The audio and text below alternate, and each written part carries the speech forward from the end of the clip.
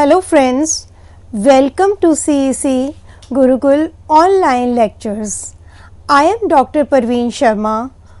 Today in this session, I will discuss with you on the topic anxiety, its causes, symptoms, types and managing skills. What is anxiety? You talk to students, they will say that we have anxiety whether we will be able to secure good marks or not. Talk to a person who has to face interview, will be finding in anxiety. Business person has its own kind of anxiety. So we find that in surrounding most of the persons, they have anxiety of some type or another. You know, the present age is an age of anxiety. The situations which produce anxiety can be threat of war, food shortage, changes in government policies, agitation of different groups, cutthroat competition, political, socio-economic upheavals, and besides these, there can be another causes of anxiety. First, we will try to understand what is anxiety and how it arises. Besides these causes, there can be inner confusion. Suppose there is a student might be having a confusion whether I should pursue the art stream or science stream, whether I should appear in judiciary or in other services. And then there can be the moral conflicts in the mind of any individual, whether this is right or that is right.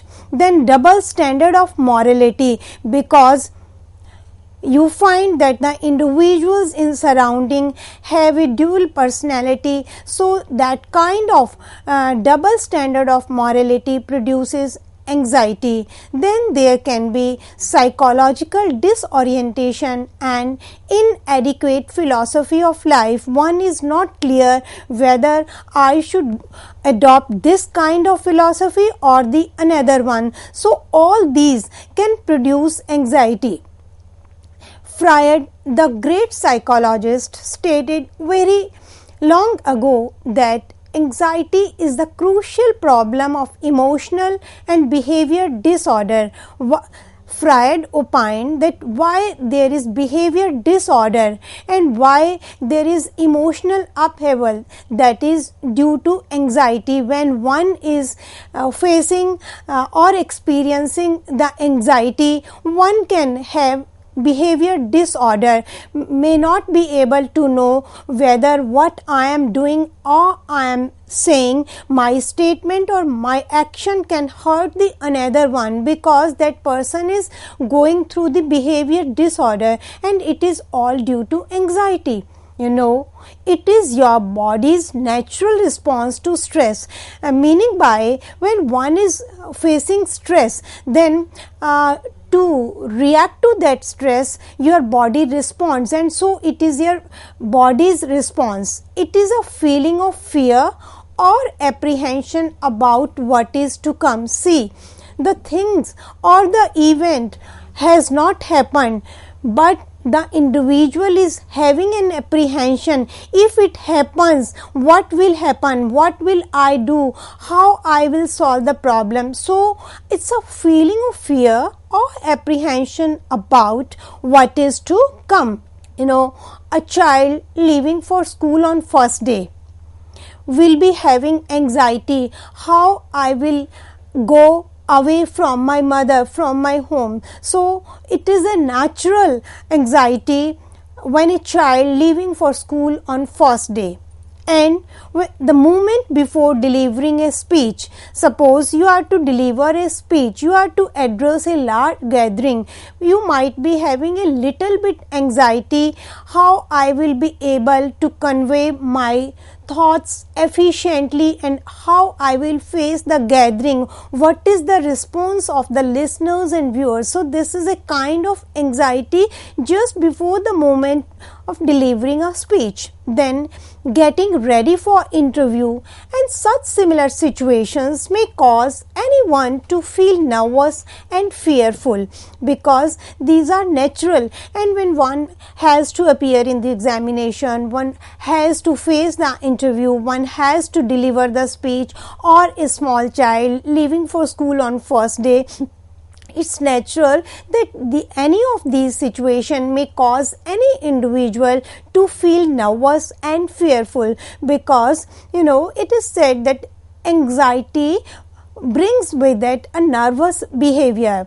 It is an emotion characterized by an unpleasant state of mind. See, when one is experiencing the anxiety, then that kind of behavior will be unpleasant state of mind, and which brings nervous behavior. The behavior of any individual will not be normal, will be behaving in a nervous manner. You can say that this feeling of uneasiness is like reaction to a situation, and that is very subjective. See, this experience and the reaction which one individual reacts or shows to a situation is very subjective. It means it varies from person to person. A person may not be anxious or having anxiety for a situation, and the other person may be having more anxiety. So it is a very subjective reaction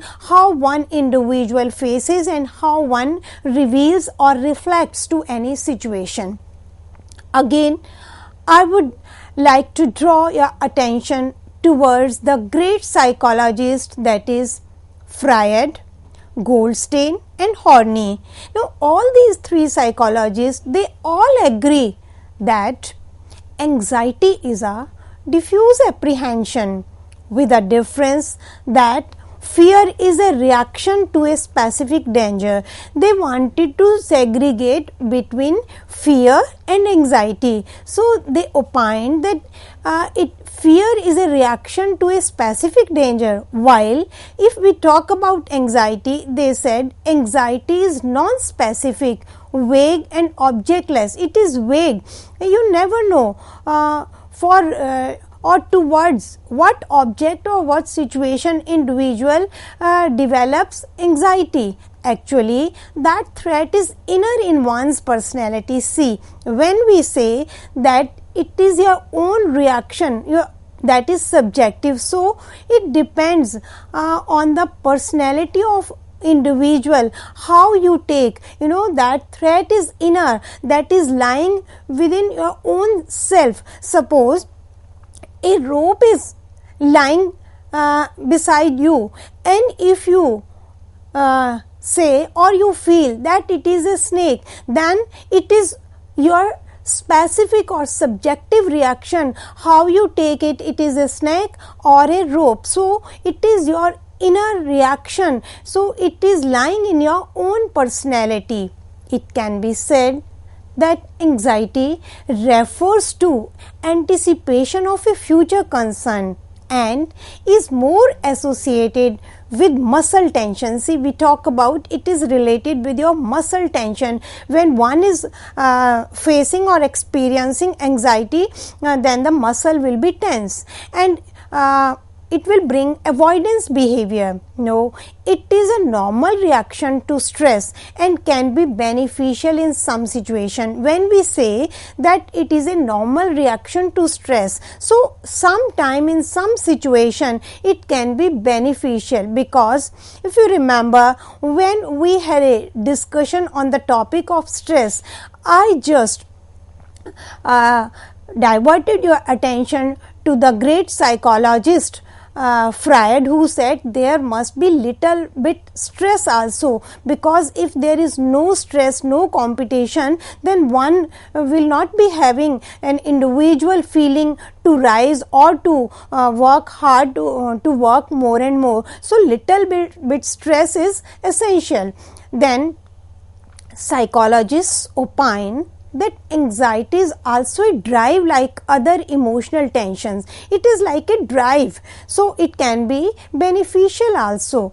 How? When a person is in severe conflict, tries to reduce anxiety by finding some mechanism. See, when you are in some tension, when you are in some conflict, then what will you do? You will try to find some mechanism, you will try to find some remedy, some methods how to cure this problem. So when you have some problem, you will try to find some method. So in this way it can be said that it is like a drive, because when you have a problem, you have anxiety, you try to find some mechanism. In fine, anxiety works as a drive to get tension reduced. According to Sullivan, anxiety is the prime motivator in life. Anxiety can be productive and destructive as well. On one side, mild anxiety is good, but total anxiety brings confusion.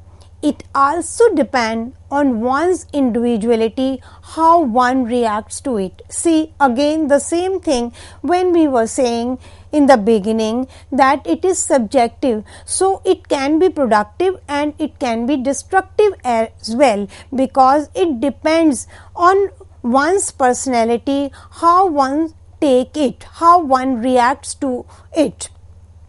Anxiety is a normal and healthy emotion.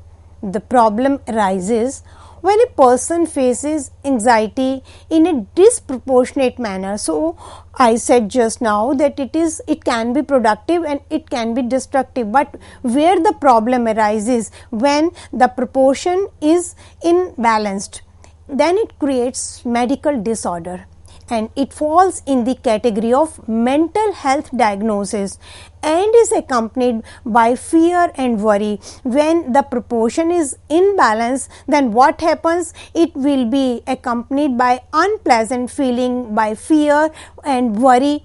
So, in fact, anxiety is the hub for neurosis and psychosis, crime and suicide, etc.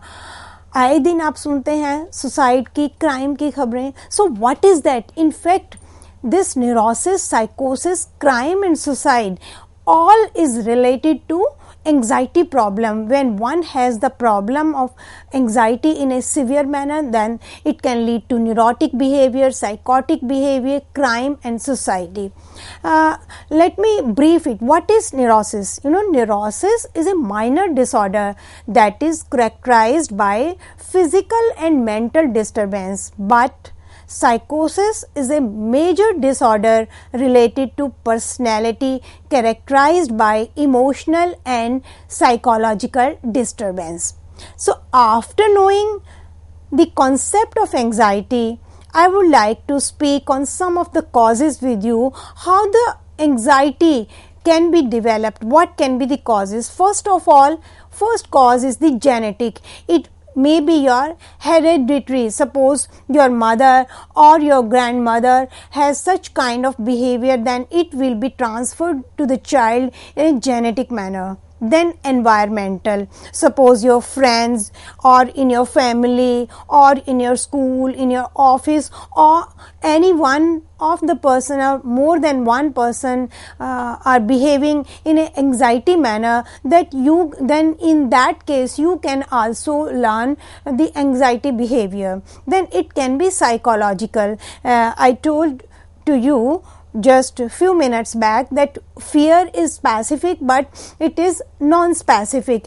So it can be developmental, it may not be hereditary, but after some years you can develop from your surrounding. Then death in family. Suppose there is a death in family, that your behavior will be full of anxiety. Sometimes some people have work stress. Stress of the work is good, only then you will work hard, but if it is in disproportion, then it will bring anxiety in your behavior, it will affect your personality and your colleagues also, it will work in or as a negative factor on your work and on your performance. Then another causes of anxiety can be financial stress. Suppose one is going through financial crisis, then that kind of stress will bring in your behavior anxiety. Then brain chemistry, meaning by some faulty circuits in your brain.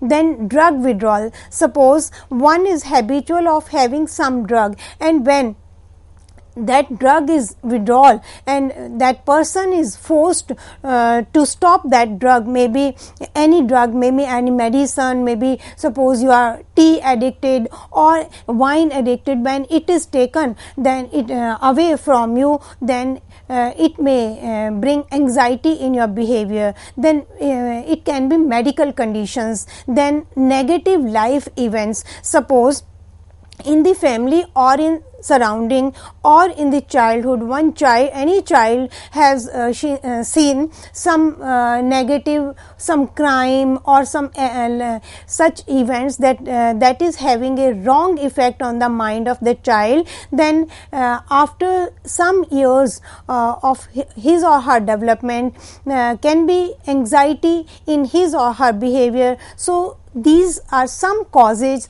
which bring anxiety in your behavior. Now I will discuss with you what are the types of anxiety. By now we have discussed the concept of anxiety, whether it is good or bad, it can be constructive, it can be destructive, and what are the causes. Now we will discuss what are the types of anxiety. There are various types. First is the generalized anxiety disorder. It is a situation where one starts worrying without any reason. Maybe any individual finds that he or she is having anxiety, and if you ask why you are feeling anxiety, the person will not be having any reason. Without any reason, the person will say, I am feeling nervous, but I do not know what is the reason. Then the second is the panic disorder, and in this situation one will start sweating, chest pain, heartbeat will be fast, likely to get heart attack. Then the third is the social anxiety disorder. When in a public, one feels that I am being judged by others, and this makes the person uneasy. Sometimes the person is a good speaker but having a fear of speaking in the public. So this is social anxiety disorder, because in this situation person feels uneasy and nervous because the person feels that I am being judged by others. So this is a social anxiety disorder. Then phobia and anxiety. Anxiety may be related to generalized stimuli of a specific nature, ideas or objects such as fear of death or cancer. Suppose you have seen any other person who is having cancer, then the person may develop a sense of anxiety, oh, I may not catch this illness, or when person goes on the high places, have anxiety. Some persons are there who behave in a anxiety manner when they are in a kept in a closed areas. So when the anxiety is attached to a specific object in this manner, it is usually called phobia. Nothing has happened, but the fear is in the mind, in the inner personality of the individual. If I go on the higher places, what will happen? I may not die. Or if I am kept in a closed room alone, what will happen? So this is called as phobia. Further, this phobia is classified into subcategories. First is the specific phobia. It is about of a particular situation. Some persons are afraid of flying. They have a fear of getting into aeroplane. Then another is the agoraphobia, where it seems hard to escape in a public transport. Then the third is the separation phobia. One gets anxious when separated from loved ones. Then the selective mutism.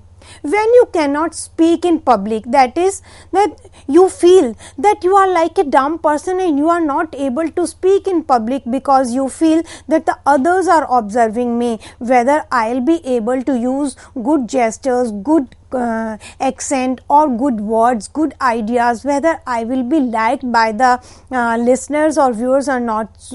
So this is called a selective mutism. Then medication induced anxiety disorder, it refers to withdrawal from some drug. Now we'll see what are the common symptoms. This challenging problem of anxiety has its close relation to physiological process. When one is in anxiety, shows its physiological symptoms side by side. After knowing the causes and types, we'll see how to remove that problem of anxiety. But before we discuss the methods and the remedies, we have to identify that on which symptoms we can identify that this person is having problem of anxiety. So is there any symptom? Yes, there are some common symptoms on the basis of which we can identify that these persons have problem of anxiety. This problem of anxiety goes side by side. When we feel psychologically anxiety, then it will bring physiological effects. Suppose we are feeling nervous, what will happen? It might happen that our hand may shake, our legs may shake, and we feel nervous, our voice may be different. The common symptoms are, first is the lack of concentration. We won't be able to concentrate on our work in hand, and if you are a student, will not be able to study, you will not be able to focus on your studies. So lack of concentration is first common symptom of anxiety. Then panic, fear and uneasiness. When one is experiencing anxiety, what will happen? Will create a sort of panic and will feel uneasiness. Then lack of sleep. It is said that you must have a good sleep of at least 8 hours. So when the person is going through anxiety, what will happen? It can be one of the reason. Not necessarily, sometime you may have lack of sleep, sometime you may have lack of concentration. So I am talking about symptoms with any individual. There can be possibility one individual may be having one symptom or maybe more than one out of these. Then not able to stay calm. When individual is having anxiety, will not be able in a staying in a calm position, and hands and feet get cold and numb and sometimes may shake. And when one is facing anxiety, it may happen that mouth of that individual goes dry, then shortness of breath, then feeling of nausea, then heart palpitation are some of the symptoms. Again, in the beginning I spoke to you that when one is facing the anxiety, then it brings with its muscle problem. Your muscle will be tense. Sometime the person who is having anxiety may feel dizziness, may not feel active.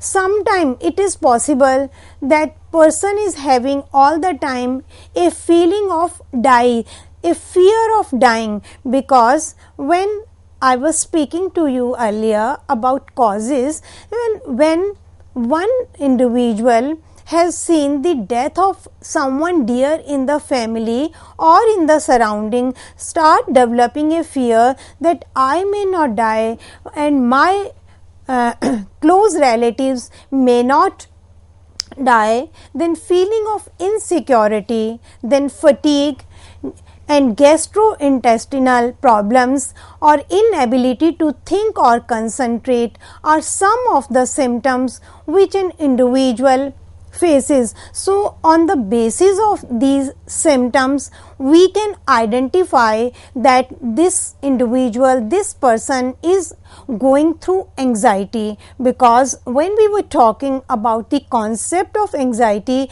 that it is a natural emotional drive, but when the proportion is in balance or out of balance, then what happens? Then it becomes destructive and it falls in mental disorder. Then it becomes essential for the parents, for the teachers, for the stakeholders to cure that.